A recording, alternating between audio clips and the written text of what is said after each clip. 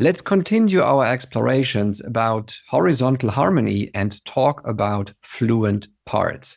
If you missed the last video in that series, I will link to that somewhere up here. And I guarantee if you master this technique, you will not run out of interesting ideas that you can put into your music.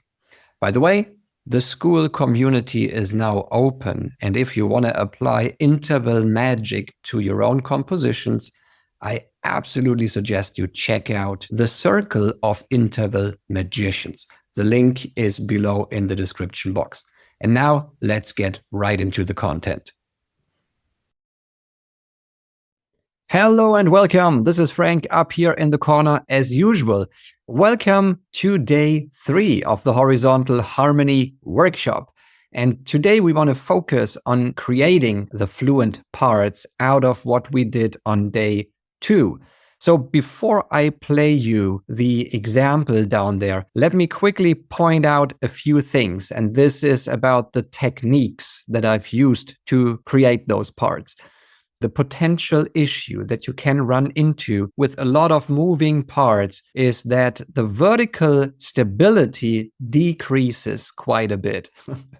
And this can create some problems. In order to prevent us from running into that issue, I took the bass notes and I put them down an octave. And when I talk about the bass notes, I'm really referring to the root tones of the triads. So here we had a G. Now this is the lowest tone in an octave position down. Here we had a C to an A.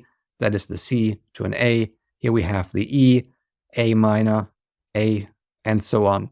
So don't be confused about those wide distances now between the bass and the next higher harmony parts. I'm actually treating the bass notes a bit separately from everything else, just because I don't want to lose the vertical stability and the feeling of harmony. That's the only reason. This does not mean that you have to follow this guideline all the time.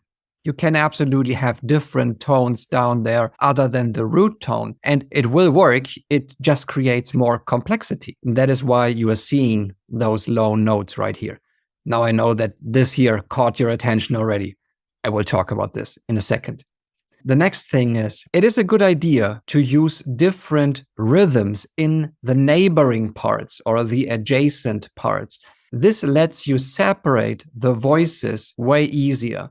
Most composers call that counterpoint writing, and I agree. But to me, it is easier to describe that counterpoint phenomenon just via a conversation between those voices. So the adjacent voices, to me, they have a conversation, and they can either have a dialogue where one guy is talking and the other one is listening, and then they flip. Or they can also chime in and sing in harmony. And this would be harmonization then. And that is the exact opposite of counterpoint. Counterpoint is separating the voices so that you can hear everything clearly. Harmonization is creating a unit out of those voices so that they all move together and in harmony. And a quick example of that is bars 16 and 17. Let me quickly find this right here. That would be harmonization. You hear the lead line, you hear the harmony voices, and everything moves in the same rhythm. And that is harmonization. This is not counterpoint writing. But if you look at stuff like this, where you have a lot of moving parts, yes, then you want to pay attention to those adjacent parts and give different amounts of energy to them, meaning different rhythms and also note durations so that they are more separate from each other.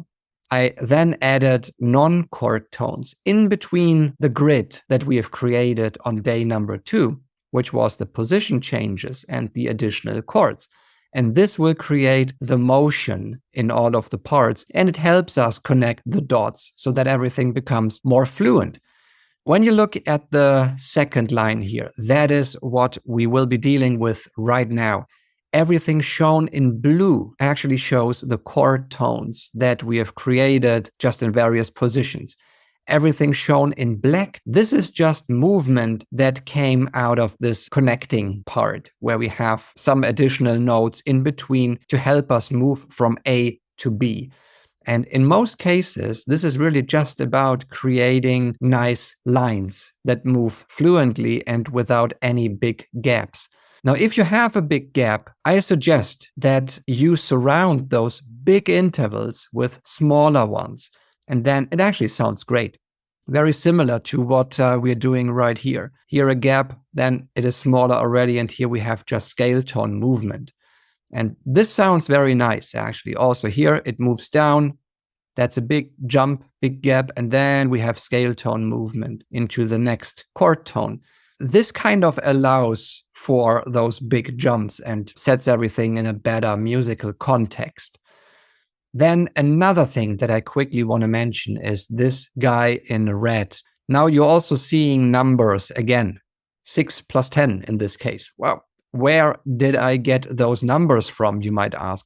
Well, that's from the scaling technique, and I will talk about scaling after we've listened to this developed sketch. So for now, let's just fly over these two bars, and something similar appears later in the sketch again. But I want you first to pay attention to those moving parts, and I can make this a little bit bigger here. For example, the top voice. That's the moving part in the first bar. Then here, the next bar. So that's a nice moving line. Then here it starts again.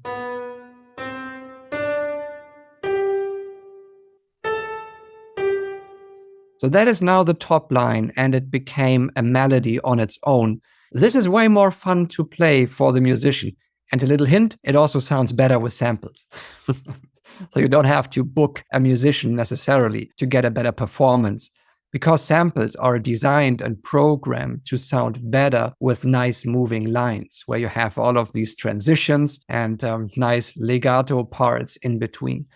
I want to play you the parts down there, and I want you to pay attention to how things have changed compared to what we've created on day 2.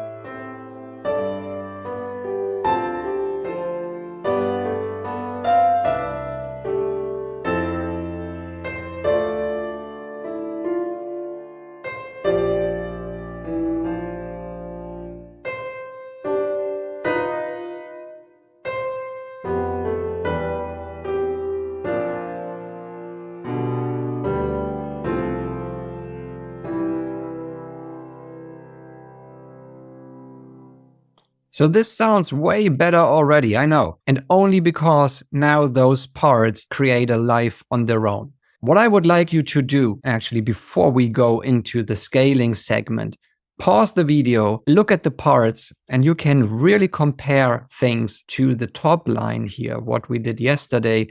And then you realize how those connecting tones fall into place and what role they create in the process here. So you might have heard also some composers say that it is best to have chord tones on the downbeats, like the first and the third beat of a bar. And then you have the non-chord tones on the offbeats, like the second and the fourth beat. And you see, for the most part, I'm actually following this advice. If you look at those downbeats, then here, that's a little exception.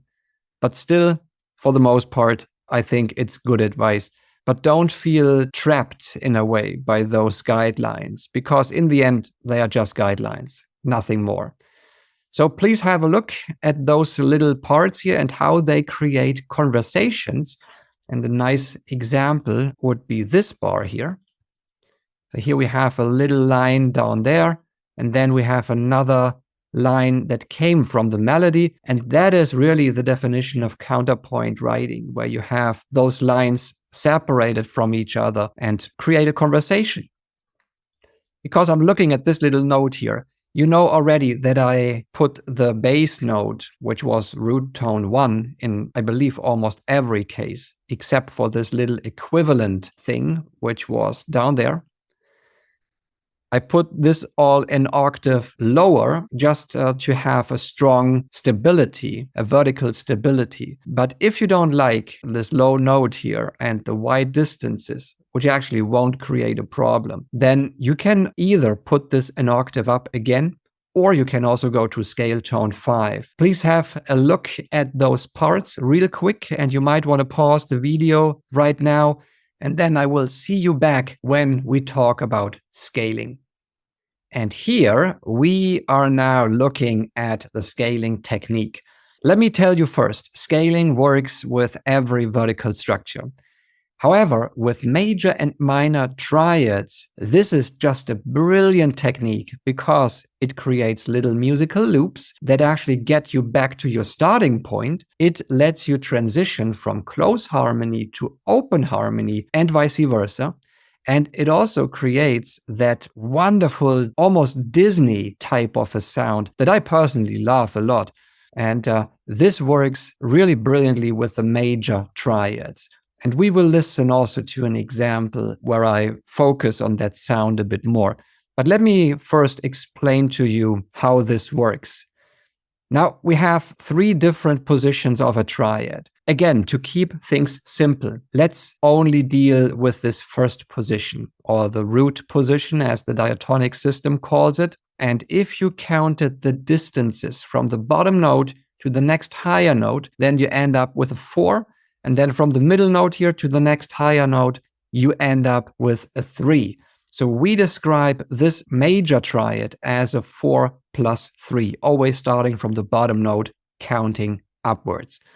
Here comes the technique. Now that we know the numbers, we can simply scale the numbers via the factor times 2. And this makes the 4 into an 8 and the 3 into a 6. So in all of those cases, we end up with an 8 plus 6. But if you look at the notes, then you realize quickly all of those vertical structures are different. Well, here, for example, you realize we have a D flat. In the first structure, we have a natural D. So the tones are always different, but they have all the same character. Now, let me quickly explain how we create those 3 different versions. It's all about grabbing your anchor note from the triad. Now we can grab the bottom note and we can build the 8 plus 6 from that anchor note upwards. So from the C, we go up 8 chromatic steps. That leads us to the A flat. From the A flat, we go up 6 chromatic steps, and that leads us to the D. That is how we get to this structure right here. Now in the second bar, we grab the middle note as our anchor. You know that we count those numbers always from bottom to top. So now as we start from the middle note, we actually need to go down from the middle note by 8 chromatic steps. This is how we get from the E to the A flat. And then we can still go up the 6 from the E tone here. And this leads us to the B flat right there. And here the same concept is true. Now we grab the top note as the anchor. And since we want to build an 8 plus 6, we need to build those steps down from the anchor note. So first we go down from the top note by 6 chromatic steps. This is the D flat right here. Then from the D flat, we go down by 8 chromatic steps. This leads us to the F. So in all of those cases, we end up having an 8 plus 6 if you count the distances from bottom to top. So let me quickly play you these structures here.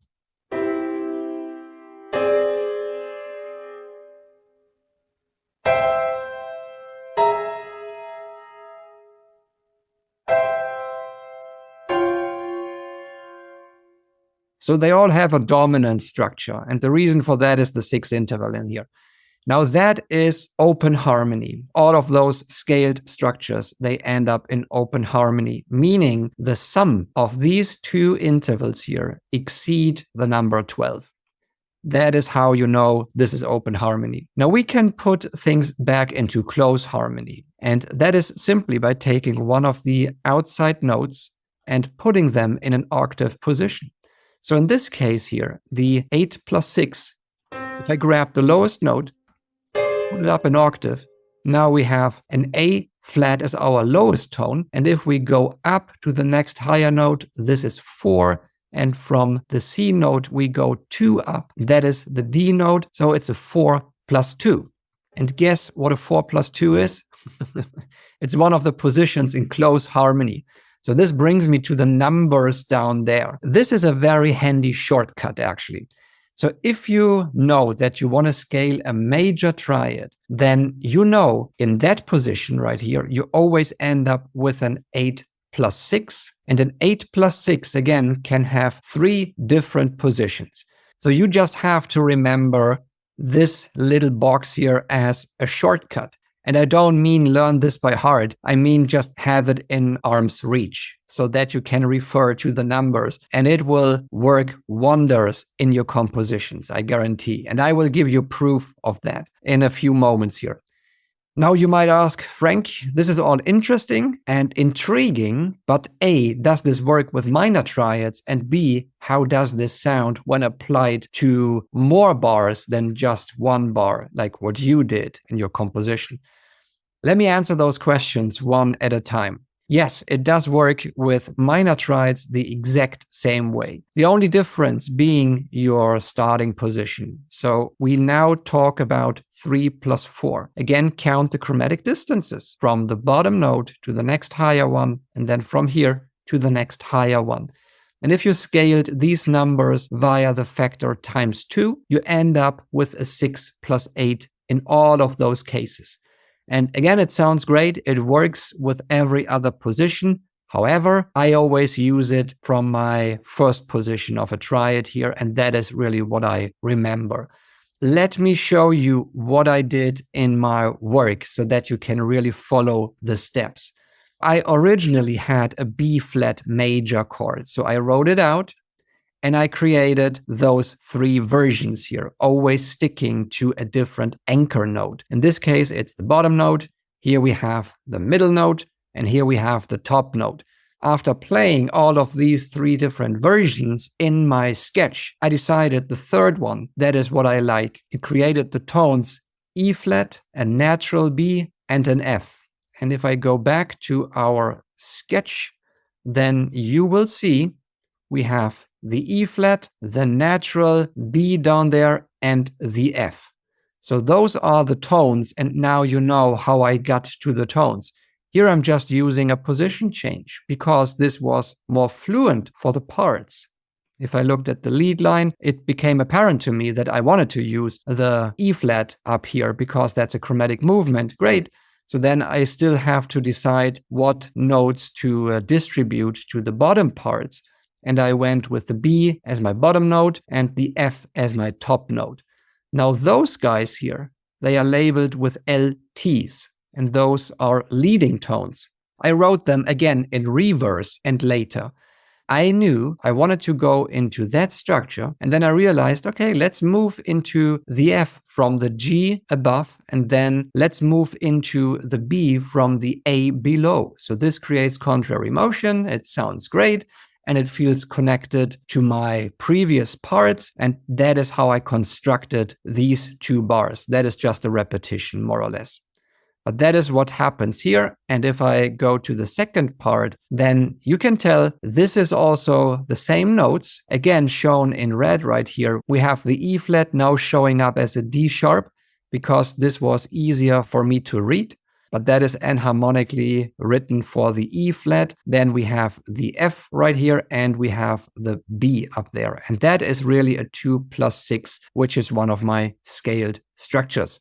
And again, this guy here, the leading tones, they came in last, and I wrote them in reverse. So that is now the full explanation of how I got to these structures and the notes or the tones in there. Now, I do understand the point that you might want to bring up, like, well, Frank, I understand the technique, but I'm not quite sure how valuable this really is because you just picked it once in a bar and it's a tiny moment that just flies by so quickly. I understand. For that reason, let me present to you another example in which I used scaling in every bar, except for the final chord structure. But I quickly want to talk you through, and then we will listen to these bars here. So that is my starting point. And guess what? I picked the circle of fifths because I'm a lazy composer or an efficient composer. I let you decide. But here, that is my C major going to an F major, going to a B flat major. And here I just went to the relative minor. This is an easy chord progression that everybody can write in less than 5 minutes, I assume, since it's just following the steps of the circle of fifths. Now I grabbed all of those triads, and the first thing I did, I created musical loops. So I came back to my original starting point in each of the bars. That is why this first bar now shows up over 2 bars. Also, this guy here, the B flat, also shows up over 2 bars. So I thought, well, this is just a nice movement because it gives me a lot of chromatic lines that I like a lot. And for that reason alone, I wanted to ride that wave a little bit longer. So here, that is my scaled structure using the anchor note, and it's my 8+6 moving into the same structure from above, but now in open harmony, going to my 8+6, then coming into the next bar of my original pieces. And here I'm using the F major triad, and I end up with this guy.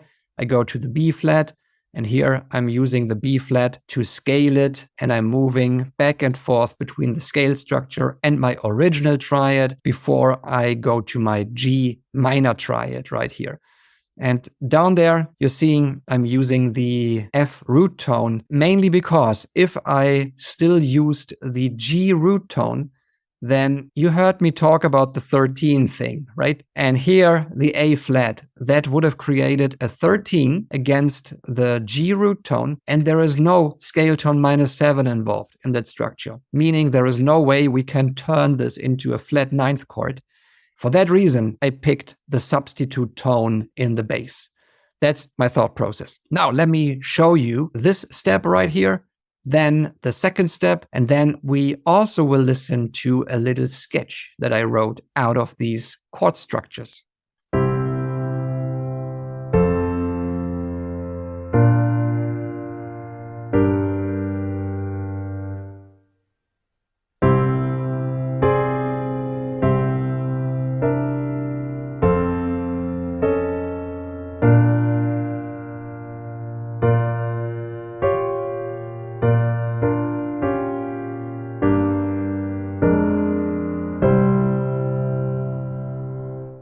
Sounds way more sophisticated already, if you ask me. And I really like this dominant type of writing here, the Disney touch in there. Let me show you a sketch around this chord progression.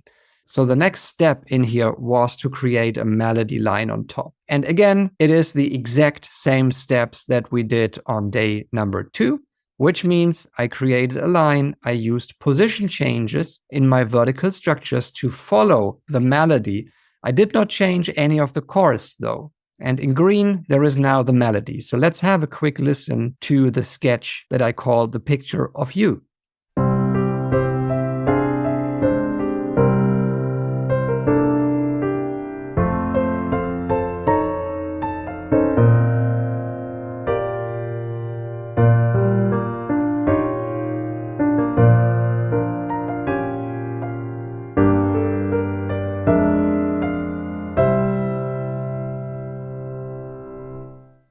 So that is what you can get out of scaling. And just for the fun of it, I also orchestrated this sketch. And I also want to show you this real quick so that you get an idea how this would sound with the orchestra. So here we go.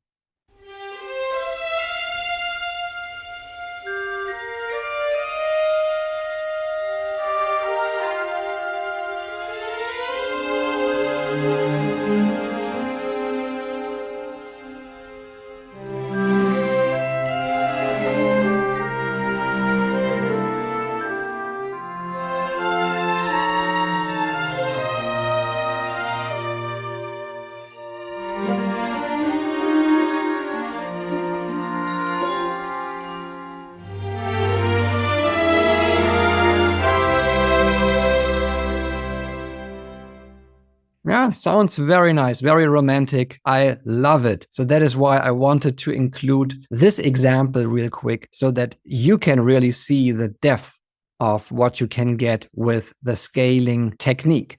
And that is why I've included all of these things here that I want you to know and I want you to apply. Actually, it brings me to the end of day 3. And I know this was a lot of stuff that we've covered, but take your time. Just look at your own position changes and try to insert some of those non-chord tones in between. Focus on the conversation part between those neighboring lines, and this alone will actually make the whole thing way more fluent.